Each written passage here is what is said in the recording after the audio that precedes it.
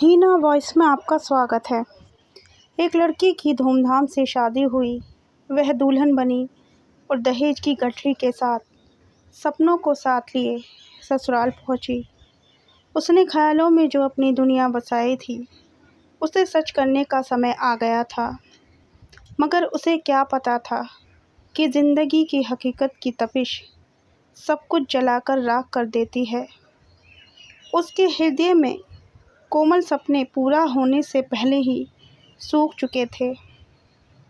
वह हर रोज़ मन ही मन कुढ़ती रहती। उसे लगा शायद यह कुछ दिनों की बात है, फिर सब कुछ सही हो जाए। वह उस आस के सहारे जीने की कोशिश करने लगी। उसे समझ नहीं आ रहा था कि पति की बेरुखी और ससुराल के माहौल में वह खुद को कैसे ढाले। उसके ससुराल में ससुर और घर में सासू माँ की चलती है।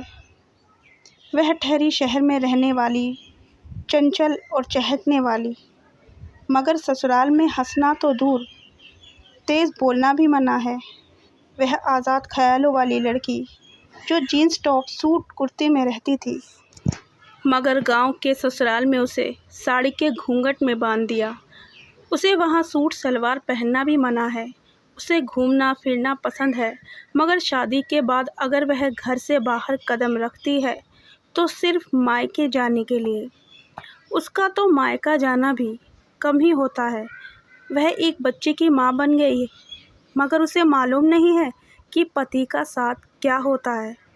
प्रेम करना तो दूर, पति तो उसका दोस्त भी नहीं बन पाया। वह हर रोज़ कोशिश करती है कि पति उससे बातें करे, उसके साथ चीज़ें शेयर करे, मगर पति को उसकी किसी बात से कोई फ़र्क नहीं पड़ता। वह ना साथ बैठता है, ना कई मतलब रखता है। आप सोच रहे होंगे कि आज के ज़माने में भला ऐसा कहाँ होता है, जबकि हकीकत यह है कि यह कहानी सच्ची है। उसका एक ही काम है, सिर्फ घर वालों के लिए काम करना, उसके लिए खाना बनाना, घर देखना और बच्चा संभालना। वह पढ़ी लिखी है, अपनी ज़िंदगी में कुछ करना चाहती थी, मगर उसके ससुराल में बहुओं का बाहर काम करना मना है। जहाँ ससुर और जेठ खड़े हों वहाँ उसका जाना मना है। फिर नौकरी करना तो दूर की बात है। वह हर रोज़ भोर में जग जाती है और सबके सोने के बाद रात 12 बजे बेड पर जाती है और सबके खाने के बाद खाती है।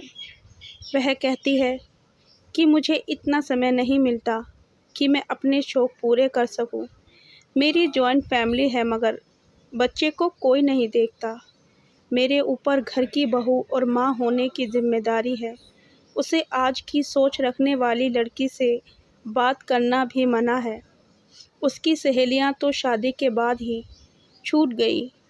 उसे ऐसा लगता है कि वह घर के कोने में पड़ा हुआ कोई सामान है जिससे किसी को कोई मतलब नहीं है। उसकी हालत घर की नौकरानी जैसी है।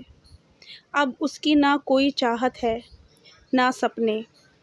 वह कहती है, पति को मुझसे और मेरे बच्चे से कोई मतलब नहीं रखते। कई बार तो हमारी 3-3, 4-4 दिन बात नहीं हो पाती। पति कहीं बाहर जाए तो मुझे एक फ़ोन तक नहीं करते।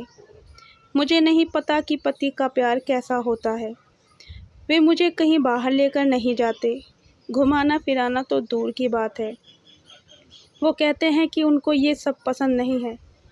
वे अपने परिवार में ही व्यस्त रहते हैं। ऐसा लगता है मेरे पति उनके कोई जिम्मेदारी नहीं है। मैं बात करके देख चुकी हूँ, मगर शादी के 4 साल बाद भी उनके व्यवहार में कोई सुधार नहीं आया है। मैंने मायके वालों को अपनी पूरी कहानी बताई। वो कहते हैं, बेटा तुम्हें ही संभालना होगा। हम क्या कर सकते हैं, तुम्हारी शादी हो गई है, तुम्हें ससुराल वालों के हिसाब से रहना है। मैं क्या करूं, मुझे समझ नहीं आता। मेरा साथ देने वाला कोई नहीं है, न मायके वाले न ससुराल वाले। सब अपनी अपनी दुनिया में व्यस्त हैं। मेरा मन करता है कि मैं कहीं चली जाऊं, मगर मेरा बच्चे का क्या होगा और मैं जाऊंगी कहाँ। मुझे सपोर्ट करने वाला कोई नहीं है। मैं अपने बारे में किसी को बता भी नहीं सकती। अगर इन्हें पता चला तो बहुत बुरा होगा। मेरा इस घर में दम घुटता है। ऐसा लगता है कि मैं जी नहीं रही हूँ, बस टाइम बीत रहा है। मैं जब दूसरे कपल को हंसते खेलते देखती हूँ तो सोचती हूँ मेरा ऐसा समय कब आएगा। बस इसी इंतज़ार में हूँ कि कब यह सब ठीक होगा या फिर ऐसे ही ज़िंदगी बीत जाएगी। मेरी लाइफ में शायद खुशियाँ नहीं लिखी, किसी जन्म की पाप भोग रही हूँ।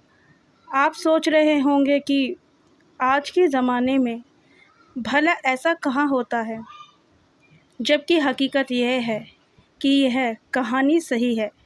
ऐसी बहुत सी लड़कियां हैं जो गांव, कस्बों और शहरों में अपने ससुराल में घुटकर जीने को मजबूर हैं। उन्हें नहीं पता कि वे कहाँ जाएंगी, क्योंकि उनके पास नौकरी नहीं है। वे घर छोड़ने की कल्पना भी नहीं कर सकती, क्योंकि शादी के बाद मायके वाले भी उसे पराया कर दिया है। उनके लिए तलाक के बारे में सोचना भी पाप है, क्योंकि वे अपने लिए आवाज़ ही नहीं उठाना चाहती है। वे तो बस अपनी शादी को बचाने में अपनी पूरी ताकत लगा देती हैं। उसके लिए शादी की उन निशानियों को उतारना आसान नहीं है जो वे अपने माथे लेकर पैरों की उंगलियों तक सजाए बैठी हैं। वह छोड़ी हुई औरत कहलाने से डरती हैं। अब आप ही बताइए, ऐसी महिलाओं को क्या करना चाहिए?